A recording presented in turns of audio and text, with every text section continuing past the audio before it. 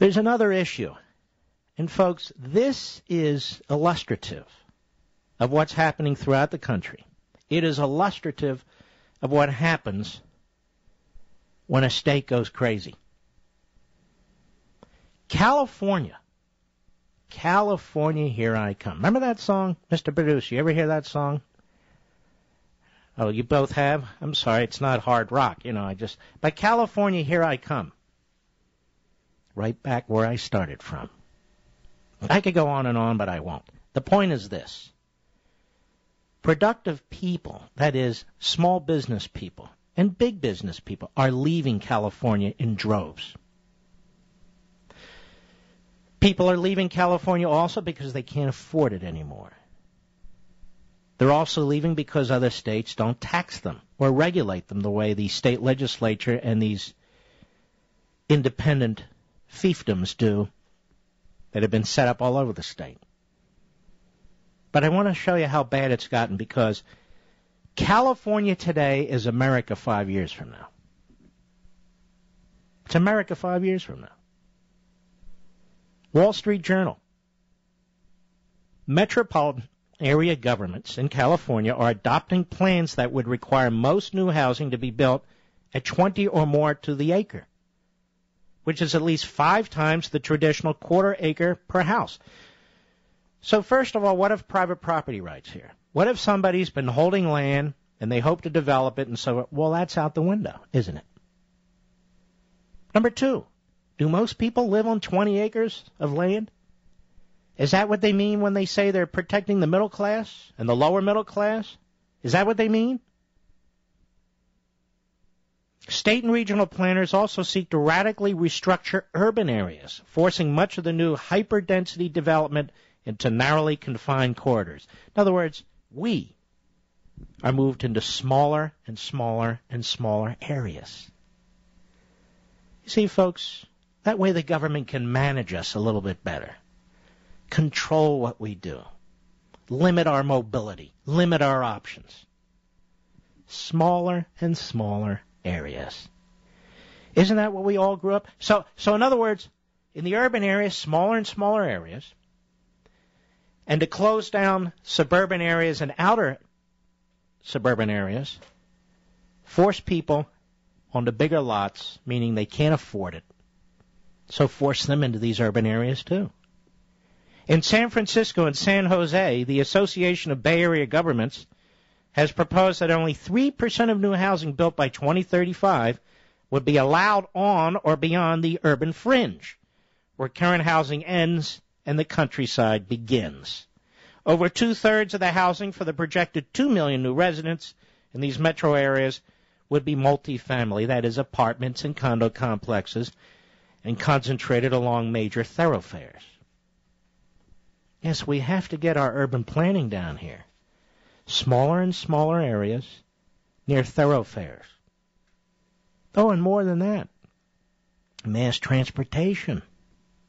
For its part, the Southern California Association of Governments wants to require more than 1/2 of the new housing in L.A., that is L.A. County, and 5 other Southern California counties to be concentrated in dense, so-called transit villages, with much of it at an even higher 30 or more units per acre. To understand how dramatic a change this would be, consider that if the planners have their way, 68% of new housing in Southern California by 2035 would be condos and apartment complexes. This contrasts with Census Bureau data showing that single-family detached homes represent more than 80% of the increase in the region's housing stock between 2000 and 2010. The campaign against suburbia is the result of laws passed in 2006, the so-called Global Warming Solutions Act to reduce greenhouse gas emissions, and in 2008, the so-called Sustainable Communities and Climate Protection Act on urban planning. And the latter law, as the LA Times aptly characterized it, was intended to, quote, control suburban sprawl, build homes closer to downtown, and reduce commuter driving, thus decreasing climate change and greenhouse gas emissions. In short, get rid of automobiles. If the planners have their way, the state's famously unaffordable housing could become even more unaffordable. Folks, with Obamacare in place on health care, with local zoning like this in the state of California, just think about it. You won't have to make any decisions for yourself. You know how many of you work in little cubicles? Now you'll live in little cubicles. You won't need automobiles, and you won't need private health care. The government will decide what you get and what you don't get. Folks, this is Thomas More's utopia. Folks, this is tyranny looking you in the eyes. I'd love to put a smiley face on this. I really would. But there's nothing to smile about. This is coming to the rest of America, too. No question about it. I'll be right back. Mark Levin.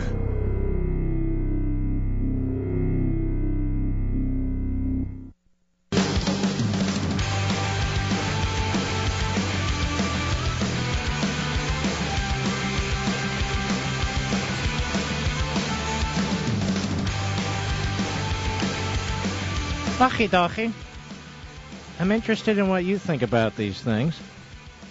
Well, I got a lot more here. I really just don't want to pile on. These things, the reason I bring up some of these matters, folks, you look in your own community. You own a piece of land. You own what we used to call a plot. And you want to build a basic home there. Or maybe you want to expand your house. What you have to go through today is unbelievable. Now, I don't believe in an all-powerful central government, but I don't believe in all-powerful government, period.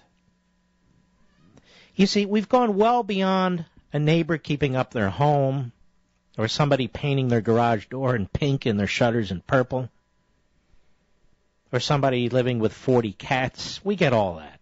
We understand. But forcing people, the masses, quote unquote, into increasingly dense housing, attacking their automobiles. I mean, this is what these cafe standards and all the rest of it's all about. The ability to be mobile, to take 8, 9, 10 people in a car on a trip or to a soccer game. Intentionally driving up the cost of fuel. We know it's intentional. Obama told us it's intentional, and it's been the intent of the environmental movement to do this. In other words, to make life more difficult for you, to make prosperity more impossible,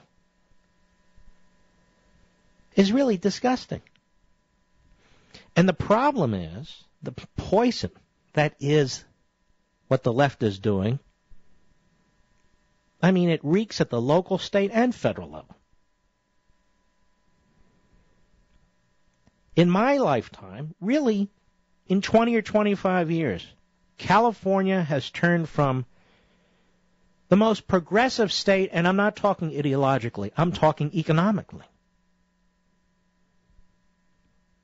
to one of the most, if not the most, regressive state.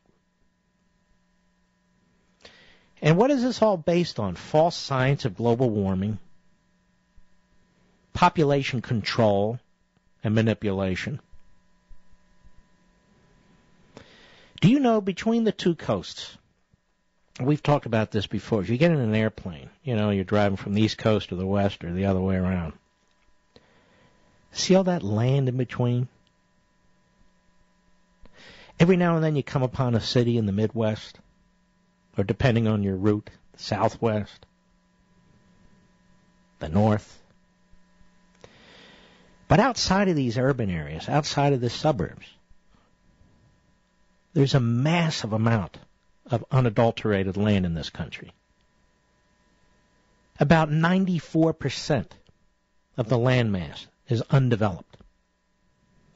The state with the most development is New Jersey, with about 35% of the land developed.